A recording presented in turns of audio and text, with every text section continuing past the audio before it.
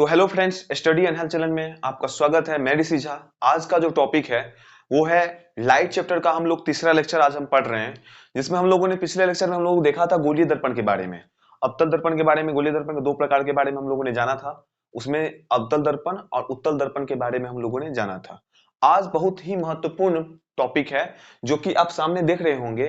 कुछ दर्पण से उत्तल दर्पण अवतल दर्पण की कुछ मुख्य बातें हैं जो आपको पता होना ही चाहिए।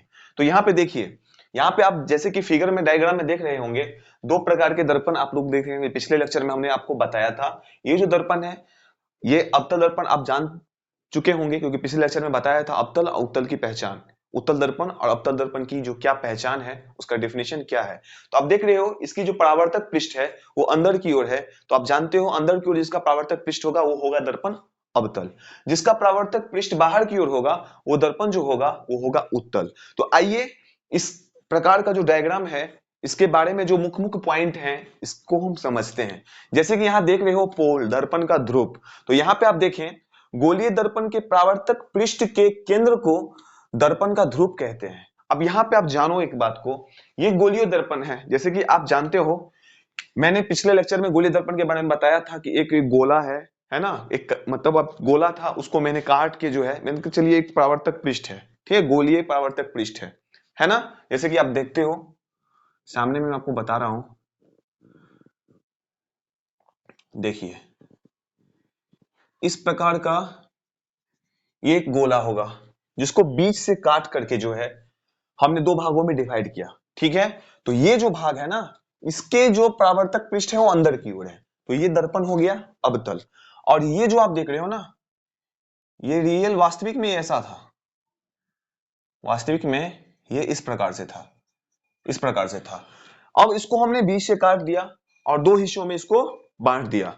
तो आप देखो इसका जो परावर्तक पृष्ठ है बाहर की ओर है, यह है उत्तल, और इसका परावर्तक पृष्ठ है यह है अंदर की ओर, तो ये है अवतल। तो यहां पे ये जो परावर्तक पृष्ठ है, ये जो परावर्तक पृष्ठ है इसके जो बीच का जो केंद्र है जिसको हम कहते हैं दर्पण का ध्रुव। तो यहां पे आप देखें गोलीय दर्पण के परावर्तक पृष्ठ के केंद्र को दर्पण का ध्रुव कहते हैं। इसको क्या कहते हैं? ध्रुव, जिसको हम लोग प्रायः पी से निरूपित करते हैं या प्रदर्शित करते हैं। निरूपित या प्रदर्शित दोनों में से आपको जो अच्छा लगे आप लिख सकते हो, निरूपित भी आप लिख सकते हो, प्रदर्शित भी लिख सकते हो। तो ये जो पूरा इसको कहते हैं दर्पण का द्वार, जो आगे हम पढ़ने वाले हैं। तो ये जो पृष्ठ है परावर्तक पृष्ठ है इसके सेंटर को, केंद्र को हम लोग क्या कहते हैं? दर्पण का ध्रुव। तो आप लोग सभी अच्छे से जान पाए होंगे सेम इसी प्रकार उत्तल में भी है। ये जो परावर्तक पृष्ठ है इसके केंद्र को हम लोग दर्पण का, उत्तल दर्पण का ध्रुव कहते हैं, ठीक है। तो दोनों दर्पण के बारे में आप लोगों ने ध्रुव के बारे में अच्छे से शायद जान चुका होगा। नेक्स्ट है वक्ता केंद्र, ठीक है। वक्ता केंद्र जो है सेंटर ऑफ कर्वेचर, तो इसको हम जानते हैं। वक्ता केंद्र गोलीय दर्पण का परावर्तक पृष्ठ पृष्ठ एक गोले का भाग है। जैसे कि आपको मैं बताया ये एक गोले का भाग है, ठीक है। और ये इसका परावर्तक पृष्ठ क्या है? एक गोले का भाग है। इस गोले के केंद्र को दर्पण का वक्ता केंद्र कहते हैं। अब देखिए ये जो गोला है, गोला तो रहा होगा ना, इसका केंद्र भी रहा होगा, ठीक है। वहां पे जो केंद्र था ना और यहां पे जो केंद्र है ना, तो वो जो गोला का एक कटा हुआ भाग है उसके केंद्र को ही हम लोग वक्रता केंद्र कहते हैं, जिसे प्राय हम सी से निरूपित करते हैं। किसे कहते हैं? सी से लिखते हैं। ये जो आप देख रहे हो ना ये बिंदु, ये जो गोला का एक कटा हुआ भाग होगा उस गोले का एक केंद्र होगा जो दर्पण में जो है उसको हम कहते हैं वक्रता केंद्र कहते हैं। तो गोलीय दर्पण का परावर्तक पृष्ठ एक गोले का भाग है। इस गोले के केंद्र को दर्पण का वक्रता केंद्र कहते हैं, सेंटर ऑफ कर्वेचर। तो यहां पे आप वक्ता केंद्र दोनों में होगा, उत्तल में भी होगा अवतल भी होगा, क्योंकि आप जान चुके हैं ये दोनों जो है प्रायः गोलीय दर्पण का ही दो प्रकार है, ठीक है। तो नेक्स्ट पॉइंट जो है, आप वक्ता केंद्र के बारे में शायद अच्छे से समझ पाए होंगे, कोई डॉट्स आपके अंदर नहीं होगा, कंफ्यूजन आपके दिमाग में नहीं होगा। नेक्स्ट पॉइंट है वक्ता त्रिज्या, रेडियस ऑफ कर्वेचर। तो आप जानो वक्ता त्रिज्या नाम से ही क्लियर है, गोलीय दर्पण का परावर्तक पृष्ठ जिस गोले का भाग है, ये वर्ड जो है आप सभी में सुनते आए हैं प्रायः, क्योंकि ये गोले का ही भाग है, उसकी त्रिज्या को दर्पण की वक्ता के त्रिज्या कहते हैं। अब देखो यहां पे आप बताते हैं उस गोले में जो ये जो देखिए गोलीय दर्पण का परावर्तक पृष्ठ जिस गोले का भाग है तो उस गोले का भी त्रिज्या रहा होगा ना। तो ये देखो आप यहां से यहां तक की दूरी, यहां से एक सेकेंड, यहां से यहां तक की दूरी, गोले में तो त्रिज्या ही होगा ना, जिसको हम लोग बड़े आर से भी लिखते हैं। किससे लिखते हैं? बड़े आर से भी इसको हम लिखते हैं। तो यहाँ पे आप ध्यान दें, रेडियस। तो गोलीय दर्पण का परावर्तक पृष्ठ जिस गोले का भाग है उसकी त्रिज्या को दर्पण का वक्रता त्रिज्या कहते हैं। तो ये दोनों में है, उत्तल में भी होगा, अवतल में भी होगा, उत्तल में भी होगा, अवतल में होगा। यानी ये जो परिधि है, केंद्र से परिधि तक की दूरी जो होती है ना, वो क्या होता है? त्रिज्या होता है। ठीक है। और आप पढ़े होंगे, वृत्त में पढ़े होंगे, परिधि पे बहुत सारे बिंदुएं होती हैं। ठीक है। और एक बिंदु से दूसरे बिंदु को मिलाने वाली रेखा होती है, वो जीवा कहलाता है। सबसे बड़ी जीवा वृत्त का व्यास होता है, ये सभी पढ़ा होगा, है ना। और व्यास जो होता है, व्यास जो होता है त्रिज्या का क्या होता है? दोगुना होता है। तो ये जो पूरी रेखाएं हैं, ये क्या है? ये जो सी से लेकर के पी तक की जो रेखाएं हैं, लंबाई, ये क्या है? त्रिज्या है। ठीक है। तो यहां से इसमें भी ये जो है, इसको बड़े आर से हम लोग लिखते हैं। ठीक है, प्रदर्शित करते हैं इसको। तो सी से पी की दूरी इस दर्पण में, उत्तल और अवतल दर्पण में, दोनों में क्या है? ये है वक्रता त्रिज्या।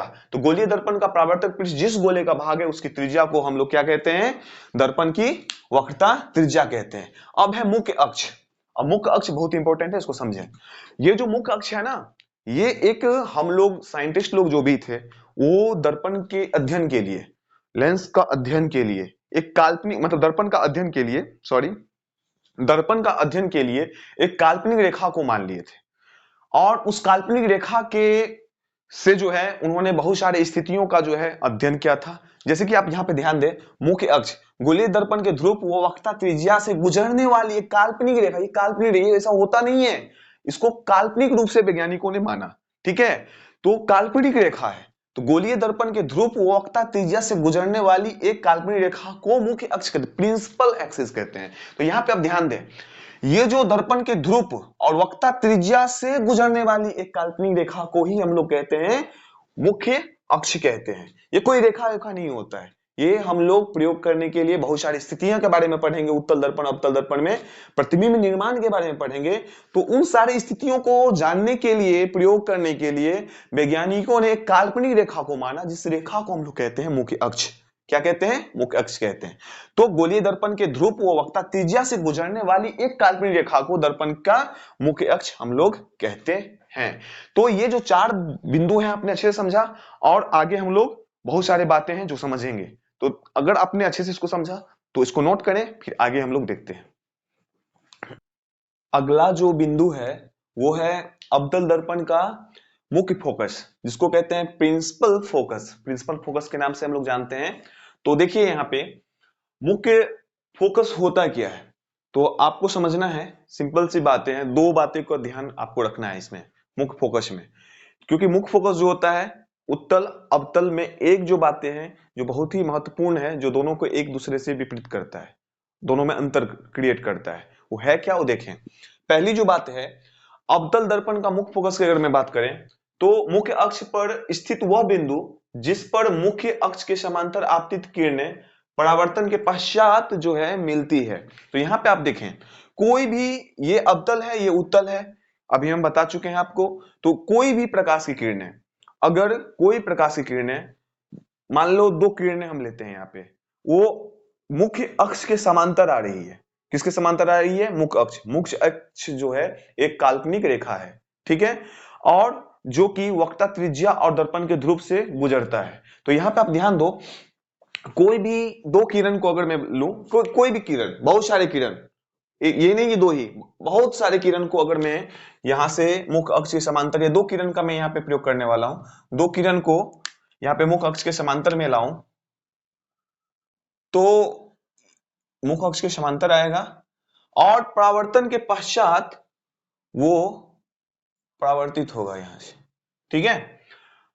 और एक किरण मैं यहां से लेता हूं मुख्य अक्ष के समांतर, ठीक, और परावर्तन के पश्चात वो दोनों किरण मुख्य अक्ष के किसी एक बिंदु से होके गुजरेगी, एक बिंदु पे आके मिलेगी या गुजरेगी, ठीक है। मुख्य अक्ष के जिस बिंदु पे वो मिलती है, आप समझो, कोई किरण, प्रकाश की किरण जो मुख्य अक्ष के समांतर आएगी, दर्पण के परावर्तक पृष्ठ से टकराने के बाद मुख्य अक्ष के जिस बिंदु पर मिलती है वो बिंदु उस दर्पण का क्या कहलाता है? मुख्य फोकस कहलाता है। तो यहां पे आप देखो, ये जो बिंदु है, ये बिंदु ही क्या कहलाएगा? ये F मुख्य फोकस कहलाएगा। इस बिंदु पे आके मिलता है, ठीक है। उसी प्रकार अगर मैं उत्तल दर्पण की अगर बात करूं, यह तो अवतल दर्पण का हो गया। उत्तल दर्पण की मैं बात करूं, दो प्रकाश की किरण को हम लेंगे, इसमें भी प्रयोग करके देखते हैं। दो प्रकाश की किरण यहां से आएगी, दर्पण के परावर्तक पृष्ठ टकराएगा, टकराने के बाद वो रिफ्लेक्ट हो जाएगा, यहां से भी आएगा और परावर्तित हो जाएगा। तो देखिए ये जो किरण है ये आपतित किरण है, और ये दोनों किरण जो है परावर्तित किरण है, ठीक है। ये है आपतित किरण और ये हो गया परावर्तित किरण, ये हो गया आपतित किरण, ये हो गया परावर्तित किरण। तो यहां पे ध्यान दें आप सभी, जो यहां पे आप देखो, ये जो दर्पण है उत्तल है अवतल है, ठीक है। इसमें जो मुख्य अक्ष के समांतर प्रकाश की किरण आ रही है, तो दर्पण जो है इसका परावर्तक पृष्ठ जो है अंदर की ओर है अवतल में। तो यहां ऐसा है, अगर कोई भी वस्तु को आप अगर यहाँ पे मान के चलो किसी गेंद को फेंकते हो, रबड़ की गेंद को फेंकते हो, टकराने के बाद ये नीचे रिटर्न होगा। लेकिन ये जो है इसका परावर्तक पृष्ठ जो है ऊपर वाला सतह है, ऊपरी सतह है, ठीक है, उभड़ा हुआ सतह है, ठीक है। तो यहाँ पे जो कोई भी वस्तु या रबड़ की किसी भी गेंद को अगर हम फेंकते हैं, तो टकराने के बाद ऊपर की ओर क्या हो जाएगा? ये ऊपर की ओर उछलेगा, ठीक है। तो यहाँ पे आप देखो, सेम प्रकाश की किरण को अगर यहाँ डालते हैं तो ये कर्व है, तो यहां से रिफ्लेक्ट हो जाएगा, ठीक है, ऊपर की ओर। लेकिन हम लोग क्या करते हैं, इसमें क्या होता है, अवतल दर्पण में क्या होता है, मुख्य अक्ष के समांतर आती प्रकाश की किरणें परावर्तन के बाद मुख्य अक्ष के एक बिंदु पर, मतलब मुख्य अक्ष के एक बिंदु पर क्या होता है, वो मिलता है, ठीक है। जो बिंदु उस दर्पण का क्या कहलाता है, मुख्य फोकस कहलाता है। लेकिन यहाँ पे क्या होता है ना, यहाँ पे मिलता नहीं है, हम लोग जबरदस्ती मिला देते हैं। हम लोग क्या करते हैं, जबरदस्ती, क्योंकि अब देखो यहां से ये पीछे क्या है, ये पीछे जो है रजतीत किया गया है। ये जो हम कर रहे हैं इसको पॉलिश जो कहते हो, इसको फिजिक्स में रजतीत के नाम से भी हम लोग जानते हैं, रजतीत करना कहते हैं इसको। तो इधर से तो नहीं आएगा, पीछे तो नहीं आएगा ना, तो हम लोग क्या करते हैं, नकली रूप से, मतलब जबरदस्ती, है ना, ऐसा होता नहीं है, हम लोग मिला देते हैं। तो देखो यहाँ पे इसको हम लोग जबरदस्ती बोलते हैं कि भैया ये जो है इस बिंदु से आ रहा है, मुख्य अक्ष के इस बिंदु से ये किरण आ रही है, इसे जबरदस्ती मिला देते हैं, ये F हो गया, है ना। तो यहां पे आप ध्यान दें, बहुत ही इंपॉर्टेंट है, अगर एग्जाम में पूछेगा भी तो मुख्य फोकस ही पूछता है, अवतल में या उत्तल में मुख्य फोकस का ही डेफिनेशन पूछेगा। तो यहां पे आप ध्यान दो एक बात, यहां पे मिलता है, ये जो है मिलती है एक बिंदु पे, मुख्य अक्ष के जिस बिंदु पे मिलती है वो मुख्य फोकस कहला गया। तो इसमें क्या होता है ना, ये मिलता नहीं है, इसको मिला दिए हैं हम लोग, जबरदस्ती मिला दिए हैं। ये प्रतीत हो रहा है आपको कि भैया सामने से जो देखने वाले लोग होंगे वो देखेंगे भैया इस बिंदु से जो है ये प्रकाश आ रही है, क्या आ रही है, इस बिंदु से ये प्रकाश आ रहा है, फैल रहा है, देख रहे हो ना। तो मुख्य अक्ष के किसी एक बिंदु से ये प्रकाश जो है, मतलब इस बिंदु से जो है फैल रही है, ठीक है। लेकिन ऐसा होता नहीं है, हम लोग जबरदस्ती जो है इसको करते हैं प्रयोग करने के लिए। तो देखें अवतल दर्पण में मुख्य अक्ष जो होता है, मतलब मुख्य फोकस जो होता है, अवतल दर्पण में मुख्य फोकस जो होता है, किस मुख्य अक्ष के समांतर आ रही प्रकाश की किरणें दर्पण के परावर्तक पृष्ठ से टकराने के बाद जिस बिंदु पे मिलती है वो उस दर्पण का मुख्य फोकस कहलाता है।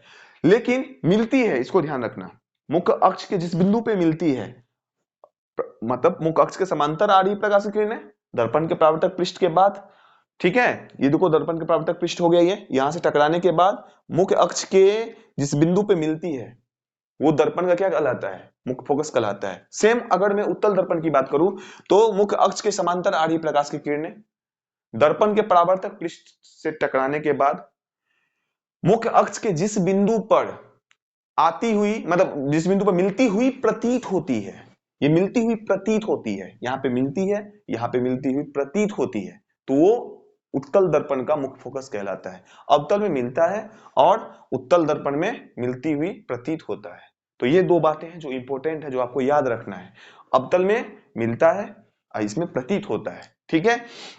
तो ये डिफिनेशन है अवतल दर्पण का मुख्य फोकस, मुख्य अक्ष के स्थित वह बिंदु जिस पर मुख्य अक्ष के समांतर आपतित किरणें परावर्तन के पश्चात मिलती हुई प्रतीत होती है। अवतल की अगर मैं बात करूं तो मुख्य अक्ष पर स्थित वह बिंदु जिस पर मुख्य अक्ष के समांतर आपतित किरणें परावर्तन के पश्चात मिलती है। तो इसे हम प्रायः F से निरूपित करते हैं, मुख्य फोकस को F से हम लोग निरूपित करते हैं। तो यहाँ पे जो बातें हैं जो आपको समझ में आ गया होगा। नेक्स्ट जो अगला पॉइंट है हम लोगों का वो है मुख्य फोकस, मतलब फोकस दूरी, सॉरी फोकल लेंथ। तो यहाँ पे आप ध्यान दें, ये जो होता है ना, तो गोलीय दर्पण के ध्रुव तथा मुख्य फोकस के बीच की दूरी। अब देखिए गोलीय दर्पण की ध्रुव तथा ये जो हो गया, ये बिंदु जो है आप देख रहे हो, ये जो है ना ध्रुव है, यहां से यहां तक की दूरी माने मुख्य फोकस के बीच की दूरी जो होता है वो दर्पण का क्या कहलाता है? फोकस दूरी कहलाता है। गोलीय दर्पण का ध्रुव और मुख्य फोकस के बीच की दूरी, ये देखिए ये ध्रुव है और मुख्य फोकस के बीच की दूरी को क्या कहते हैं? फोकस दूरी। क्या कहते हैं? फोकस दूरी। इसे स्मॉल एफ से हम लोग क्या करते हैं? लिखते हैं। इसे स्मॉल एफ से हम लोग निरूपित करते हैं, प्रदर्शित करते हैं, जो आप कहें। ठीक है, फोकस दूरी गोलीय दर्पण के ध्रुव और मुख्य फोकस के बीच की दूरी को हम लोग कहते हैं फोकस दूरी। तो आप लोगों को क्लियर हो गया होगा फोकस दूरी क्या होता है। ठीक है, यहां पे नेक्स्ट पॉइंट जो है द्वारक। क्या है? द्वारक। तो यहां पे आप ध्यान दें, अपर्चर गोलीय दर्पण के परावर्तक पृष्ठ की वृत्ताकार सीमा रेखा का व्यास दर्पण का द्वारक कहलाता है। अब यहां पे अब ध्यान दो, अपर्चर जो कहते हैं ये खास करके कैमरा वैमरा में होता है। अपर्चर वर्ड का यूज आप सुनते होंगे, है ना, बढ़ाने वाला घटाने वाला, लेंस की साइज को बड़ा छोटा करने वाला होता है। ठीक है, तो यहां पे आप ध्यान दो, ये जो आप देखो यहां पे आपको मैं एक बात बता रहा हूं, मान लो ये एक दर्पण है। ठीक है,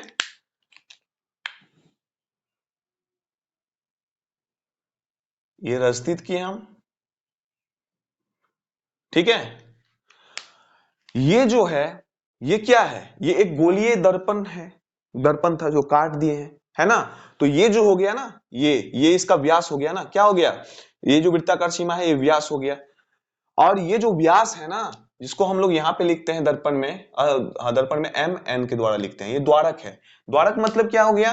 प्रकाश की किरणें, मतलब यहां से एम से लेकर के एन तक के जो बीच की ये देखो, यहां से यहां तक की, ये देखो यहां से यहां तक का सीमा जो है, यहां से यहां तक का सीमा जो है, इस सीमा के यहां से ये मतलब एम से एन तक ये द्वारक हो गया।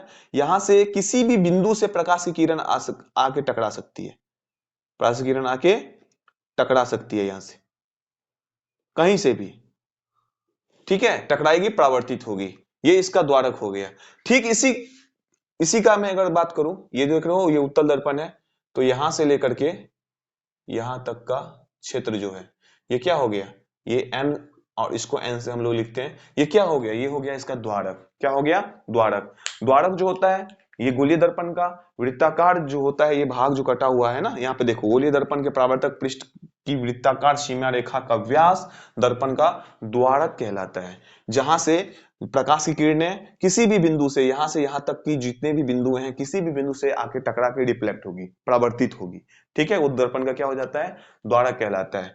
तो इसके बारे में, अपर्चर के बारे में आप लोग ने समझ लिया होगा। ये देखिए ये जो परावर्तक पृष्ठ है बाहर की ओर है, तो ये mn जो है इसका यहां से यहां तक की दूरी जो है ये क्या हो गया? द्वारक हो गया। नेक्स्ट है वक्रता त्रिज्या r तथा फोकस दूरी f के बीच संबंध। तो वक्रता त्रिज्या यानी आप यहां पे ध्यान दो, P से C तक की दूरी, P से C तक की दूरी, P से C तक की दूरी को कहते हैं वक्रता त्रिज्या। क्या कहते हैं? वक्रता त्रिज्या। जैसे मैंने हम लोग लिखते हैं बड़े कैपिटल R से, क्या किससे लिखते हैं? कैपिटल R से। ये जो यहां से मान के चलो यहां पे हम लेते हैं, ध्यान दें, मान लो ये दर्पण है। ठीक है, ये इसका ध्रुव हो गया, ये हो गया वक्रता केंद्र, ये हो गया फोकस। तो यहां से यहां तक की दूरी, मतलब यहां से यहां तक की दूरी को लिखते हैं हम लोग वक्रता त्रिज्या, कैपिटल R से लिखते हैं।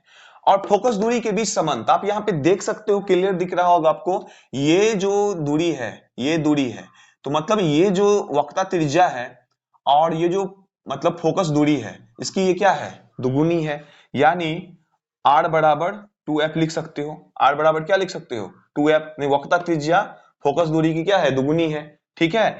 या एक यहाँ पे जो है इसको हम प्रूफ भी करेंगे, इसके बाद जो है हम इसको प्रूफ करके आपको दिखलाएंगे किस प्रकार से है। या हम लिख सकते हैं F बराबर R/2, ये जो है फॉर्मूला है, बहुत ही इंपॉर्टेंट है।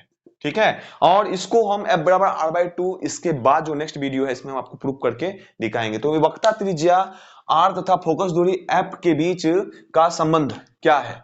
तो R बराबर 2F है, वक्रता त्रिज्या जो होती है फोकस दूरी की दुगुनी होती है। ठीक है, या F बराबर R/2, ठीक है, मतलब फोकस दूरी होती है वक्रता त्रिज्या की आधी होती है।